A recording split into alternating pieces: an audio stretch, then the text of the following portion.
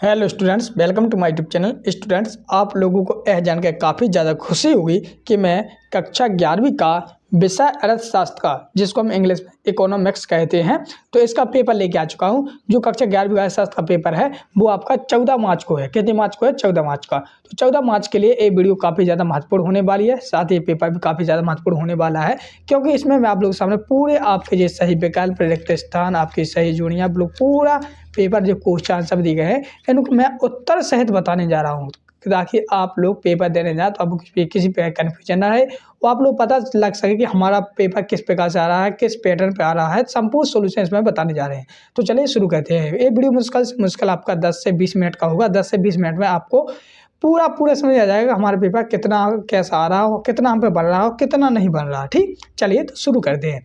तो सब प्रथम आप लोग सामने यहाँ पे इस प्रकार से पेपर है, यहाँ पर रोल नंबर डाल लेना है, यहाँ पर आपका पेपर क्रमांक दिया है, यहाँ पर कक्षा 11 22 अप्रैल 2024। इसके साथ साथ आप देखिए अर्थशास्त्र, यहाँ पर जो आपका सीरियल नंबर दिया गया है इस तरफ। ठीक, पूर्णांक की बात करें तो पूर्णांक यहाँ पर 80 नंबर का दिया गया है। क्वेश्चन पूरे 23 रहेंगे।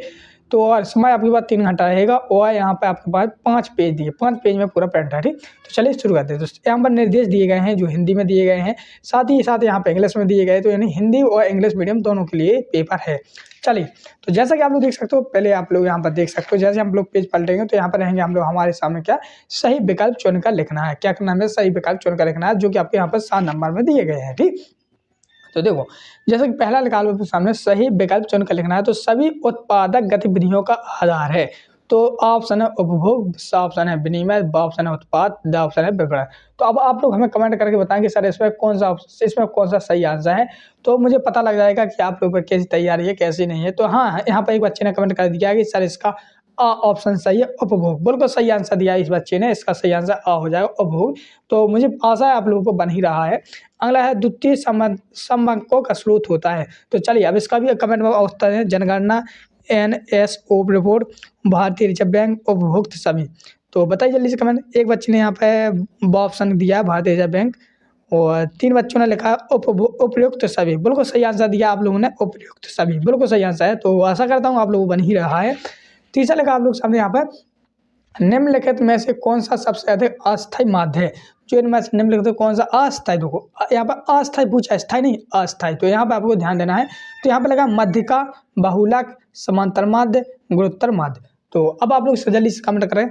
हाँ, तो यहाँ पर एक लड़की ने कमेंट करके बताया कि सर इसका ऑप्शन सही है, बहुलक। बिल्कुल सही आंसर दिया है, बहुलक बिल्कुल सही आंसर है। इसी प्रकार से आप लोग कमेंट देते रहे और आप लोग अपने अच्छी तैयारी करते रहें। भारत के आर्थिक विकास के लिए कौन सी अर्थव्यवस्था को अपनाया गया था? तो कौन सी अपनी अर्थव्यवस्था को अपनाया गया था? तो बताइए, पूंजीवाद, मिश्रित, समाजवाद या साम्यवाद? बताइए आप लोग। हाँ, तो बिल्कुल सही आंसर दिया है मिश्रित, बिल्कुल सही आंसर है। इसका ऑप्शन सही हो जाए मिश्रित। 5वां लगा है आर्थिक विकास का सूचक है। जो आर्थिक विकास होती है तो उसका सूचक क्या है? निजी आय, सकल घरेलू उत्पाद, शुद्ध विनियोग, राष्ट्रीय आय, अप्रत्ययी आय, व्यक्ति आय। अब इसका कमेंट बॉक्स में बताएं आंसर जल्दी जल्दी। बहुत से बच्चों ने निजी आय लिखा है। हाँ, 2 बच्चों ने सकल घरेलू उत्पाद। हाँ, 10 बच्चों ने लिखा दादा ऑप्शन सही है, बिल्कुल सही आंसर दिया है राष्ट्रीय आय प्रतिशत। मतलब कि ये मुझे अधिकांश बच्चों को बन ही रहा है। ठीक है ना? तो मुझे अच्छा आज ऐसी प्रकार से आप लोग कमेंट देते रहे तो मुझे भी अच्छा लगने लगता है कि चलो मैं आपको इतनी मेहनत से समझा रहा हूँ, तो आप लोगों की समझ में तो आ रही हो, आप लोग कमेंट देते रहते हैं, तो इस प्रकार से आप लोग बताते रहे। अगला लगा है चीन में युवा साक्षरता दर है। अब आप लोग बताइए। आप लोग वीडियो को रोक लिया करो, फिर कमेंट कर दिया करो, फिर मैं बताऊंगा इसका आंसर, फिर आप लोग बाद में सुन लिया करो। ठीक, तो बताइए कितनी है दर, जो कि चीन में जो युवा साक्षरता दर है वो कितनी है? 100% या 94% या 98 या 92? तो बहुत से बच्चों ने ऑप्शन दिया है 100%, बिल्कुल सही आंसर दिया। तो स्टूडेंट आप लोग सामने यहाँ पे आपके सही विकल्प लोग पूरे आपके 7 में 7 नंबर के पूरे कंप्लीट हो गए हैं। तो इसी प्रकार से आप लोग कमेंट देते रहे और आप लोग के अच्छे नंबर प्राप्त कर रहे हैं। अगला आ जाता है आप लोग सामने यहाँ पर रिक्त स्थानों की पूर्ति कीजिए। ठीक, तो जो आपके सामने रिक्त स्थान दिए गए हैं जो आपके 6 नंबर में रहेंगे, तो चलिए हम इनको भी आपके सामने यहाँ पर लिख के दिखाऊंगा, बाकायदा यहाँ पर भर के दिखाऊंगा। तो जैसे कि पहला लिखा लो आप लोग सामने यहाँ पर पेज रख लो, इस पेज पे लिखूंगा। ठीक, तो पहला लिखा है सांख्यिकी एवं समय भावनाओं का विज्ञान है। तो कौन सा है? तो इसमें लिखोगे अनुमानों। क्या लिखोगे? पहले में लिखोगे अनुमानों। ठीक, पहले में। चलिए दूसरा लिखा है आप लोग सामने यहाँ पर, एक अच्छा न्यायाधीश हमेशा आधारित होना चाहिए। तो कैसा होना चाहिए? तो इसमें लिखोगे देव निर्देशक पद पर। कैसा? देव निर्देशन पद पर, ठीक। दूसरे में जी भर देंगे। तीसरा लगा है 3 मध्य का 2 मध्य बराबर कितना होता है, तो इसमें लोगोगे बहुलक बराबर होता है बहुलक, क्या लोगोगे बहुलक, ठीक। अगला आ जाता तीसरा हो गया अपना। चौथा लगा परिमाप विचलन का विचार ने दिया था, जो परिमाप विचलन का विचार किसने दिया था, तो ये दिया था कार्पेलियस ने। तो लिखोगे इसमें चौथे में लिखोगे कार्पेलियन, ठीक, कार्पेलियन ने दिया था। अगला आता है सामने यहाँ पर चौथे के बाद पांचवा लगा है भारत में नई आर्थिक नीति से प्रारंभ होगी थी, जो भारत में नई आर्थिक नीति प्रारंभ हुई थी तो वो कौन सी हुई थी, तो इसमें लगोगे जुलाई 1991 में प्रारंभ हुई थी। और छठवां लगा मानव विकास सूचकांक को ने तैयार किया था, तो किसने किया था, तो छठ में लिखोगे महबूब अल हक ने, किसने, अल हक ने, ठीक। इस प्रकार से तो आप लोग देख सकते हैं यहाँ पर रेगिस्तानों की कंप्लीट पूर्ति हो गई है, तो आप लोग इसको भी पूरा तरह से लिख सकते हैं, ठीक। और आप वीडियो को रोककर सीख भी सकते हैं। चलिए हम देखते हैं इसके दिखते हैं हम यहाँ पर सही जोड़ियाँ और आपके एक वाक्य उत्तर साथ भी देख लेते हैं। तो चलिए शुरू करते हैं। तो स्टूडेंट जैसा कि आप लोग देख सकते हो ये आ गया आप लोग सामने यहाँ पर सही जोड़ियाँ, ठीक। तो चलिए हम इसको पहले सही जोड़ी करेंगे, फिर इसके बाद एक शब्द के उत्तर और बाकी आपके सामने इस प्रकार से करते जाएंगे और आपके सामने यहाँ पर बढ़ाते जाएंगे, ठीक। तो चलिए तो जैसा कि पहला लिखा आप लोग सामने सही जोड़ियाँ, जो कि आप लोग सामने यहाँ पर 6 नंबर में दी गई है। सही जोड़ी कितने नंबर है आपकी, 6 नंबर में सही जोड़ियाँ हैं, ठीक। चलिए तो जैसे कि पहला लगा आप लोग सामने संगणित रीति, जो संगणित रीति है तो वो आप लोग किससे बनाएंगे बताइए। आप लोग थोड़ा बहुत आप लोग भी दिमाग लगाया करो ताकि आप लोगों को पेपर देना है, ठीक। ताकि मुझे भी तो पता लगेगा आप लोग बन रहा है या नहीं बन रहा है, कि आप लोग ऐसे ही करते जा रहे हैं, ठीक है ना, आया ना समझ में। तो इसका पहले की बात करते हैं हम लोग, जिसमें लगा संगणित रीति। तो इसमें पहले में हम लोग भरेंगे क्या, इसको भरेंगे आप लोग खिजली से, मतलब कि आपका होगा इणा वाले से। तो पहले का मिलाओगे आप लोग किससे, इणा वाले से, ठीक। चीज़ खर्चीली से, ठीक। दूसरा लिखा आप लोग का भूयिष्ठ, इसमें लिखा है भूयिष्ठ, मतलब भूयिष्ठ का मिलाओगे आप किससे, चा चम्मच से। दूसरे का मिलाओगे किससे, चा चम्मच, जिसमें आ जाएगा विश्लेषण तालिका, ठीक। किससे, चा चम्मच से मिलाओगे विश्लेषण तालिका से। तीसरा लिखा निम्न स्तरीय सहसंबंध, मतलब कि जो तीसरा है आपका जो निम्न स्तरीय सहसंबंध है वो आप लोग किससे मिलाओगे, तो वो मिलाना आपको का कबूतर से, जिसमें आ जाएगा आपका प्लस के अनुपात 0 से 0.25 से कम, ठीक। चलिए अगला चौथा देखते हैं हम लोग। चौथे में लिखा था आधार वर्ष का मूल, जो आधार वर्ष का मूल है वो आप किससे मिलाओगे, तो चौथे का मिलाओगे आधार वर्ष का मूल मिलाओगे आप लोग खा खरगोश से, किससे, खा खरगोश से, जिसमें आ जाएगा p/√0, ठीक। यहाँ पर पांचवा देखते हैं, पांचवा लगा अपना अघम, जो अपना उघम है, जो अपना उघम, तो यहाँ पर पांचवें का मिलाओगे आप लोग किससे, गा गमले से, जिसमें आ जाएगा आपका स्वरोजगार है, गा गमले से आ जाएगा। पांचवा हो गया अपना। छठवां देखते हैं, छठवें लगा है वन कटाई रोको आंदोलन, जो वन कटाई आंदोलन रोको आंदोलन है वो किससे मिलाओगे, तो जिस मिलाओगे आप लोग चिपको आंदोलन से, किससे, यानी घा घड़ी से मिला दोगे, यानी चिपको आंदोलन से।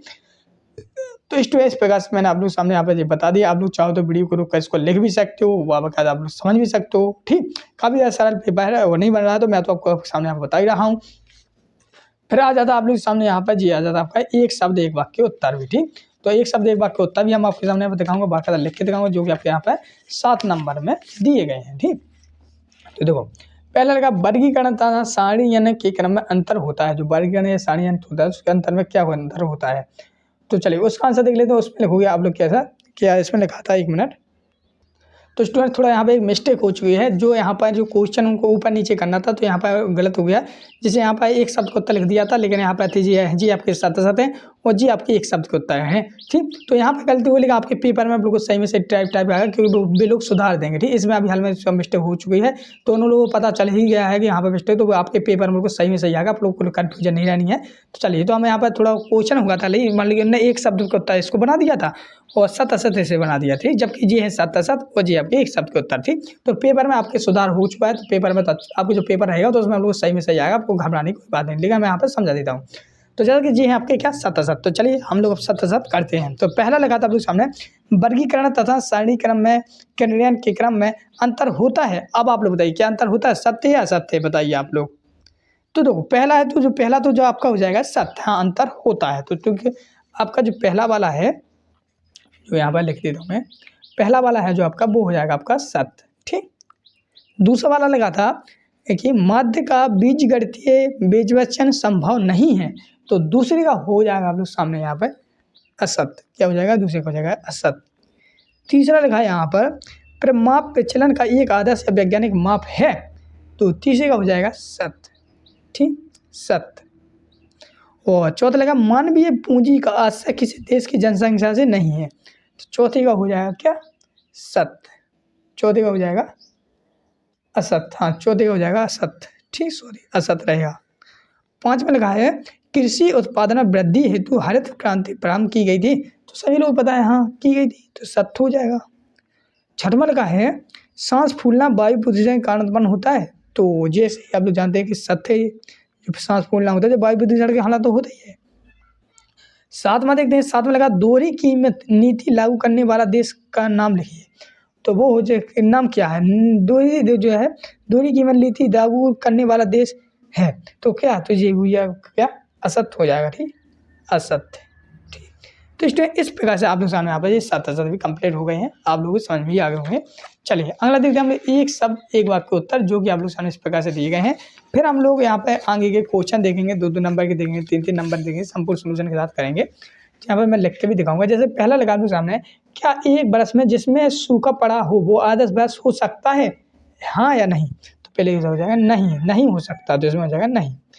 दूसरा लिखा है फिर क्या फिशर के आदर्श के निर्देशांक का सूत्र लिखें, जो फिशर हैं तो उनके आदेश का सूत्र लिखना है, तो वो क्या सूत्र है, तो उसका सूत्र हो जाएगा आप लोग सामने यहाँ पर ऐसा लिखना है POL, और ये हो जाएगा अंडर रूट, और फिर लिखाएंगे आप लोग ऐसा बनाएंगे वो सिग्मा टाइप का, उसमें PO5O गुणे 100। ठीक, ये उसका सूत्र हो जाएगा। तीसरा देखते हैं, तीसरे में लिखा है कृषि क्रिया किस क्षेत्र से संबंधित हैं, जो कृषि क्रिया है जो किससे से, तो इसमें लोग प्राथमिक क्षेत्र है, किससे, प्राथमिक क्षेत्र। ठीक, चौथा देखते हैं, चौथा लगा है मनरेगा अधिनियम कब लागू हुआ था, जो मनरेगा अधिनियम है तो वो कब लागू हुआ था, तो लोगों 2 फरवरी 2006 में। और चौथा हो गया। पांचवा देखते हैं, पांचवा लिखा है काटो और जलाओ का किससे संबंध है, तो काटो और जलाओ का संबंध है स्थानांतरी कृषि से, कृषि। ठीक, और इसके बाद हम देखते हैं छठवां लिखा आर्थिक संबंधी का संबंध किससे है, तो इसका लिखोगे आप लोग किससे, विकसित राष्ट्रों से। छठवें का लिखोगे विकसित राष्ट्रों से। ठीक, और जो रेमंजी किस देश की मुद्रा है, जो रेमंजी है किस देश की मुद्रा है, वो है चीन की, इसकी चीन की। तो इस प्रकार से आप लोग सामने यहाँ पे एक शब्द एक वाक्य उत्तर भी मैंने कंप्लीट करा दिए आप लोग साथ के साथ, तो इस प्रकार से आप लोग उत्तर भी देख सकते हो, साथ वीडियो को पढ़ भी सकते हो। चलिए बढ़ते नेक्स्ट आप लोग सामने यहाँ पे प्रश्न क्रमांक 6वां, जिसमें लिखा है प्रोफेसर मार्शल की परिभाषा लिखिए, जो 2 नंबर है, या कला का अर्थ बताएं।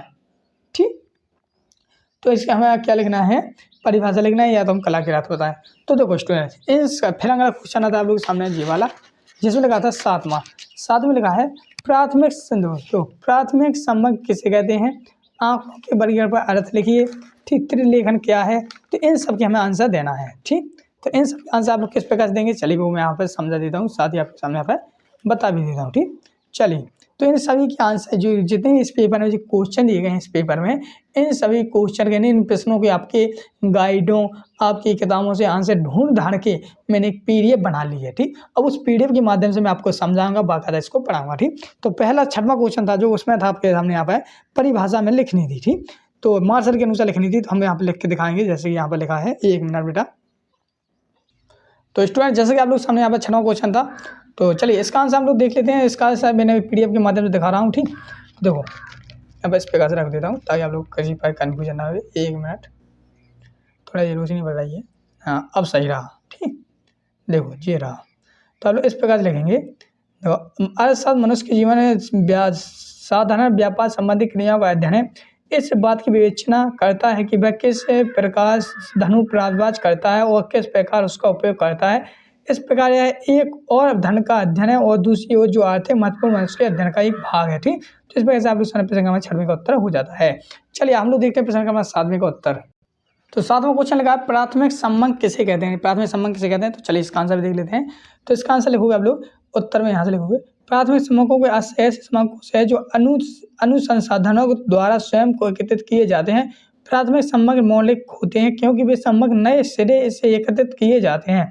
उदाहरण के लिए किसी फैक्ट्री के श्रमिकों के दैनिक खर्च के संबंधित समय एकत्रित करने जो अनुसंधान द्वारा एक श्रमिक के पास प्रत्यक्ष रूप से जाकर सम्यक प्राप्त किए जाते हैं। तो ये आपका क्वेश्चन नंबर 7 का उत्तर हो जाएगा। अगला देखते हैं क्वेश्चन नंबर 8 जिसमें लगा आंकड़ों के वर्गीकरण का अर्थ लिखिए, ठीक, या अथवा लिखा था चित्रलेखा क्या है। तो हम लोग इसमें लिखेंगे, हम आंकड़ों वाला करेंगे जो आंकड़ों का वर्गीकरण। तो इसमें लिखोगे आप लोग लिखोगे 8 का संकलित समंग। जैसे संकलित समंगों को किसी मुद्दा के आधार पर मान्य समान व असमान अलग अलग वर्गों में बांटने की प्रक्रिया को वर्गीकरण कहा जाता है। तो क्वेश्चन नंबर 8 का उत्तर हो जाएगा। 9वां देखते हैं। 9वां लिखा है समांतर माध्य के दोष लिखिए और अथवा लिखा भूकिष्ट के कोई 2 गुण लिखिए।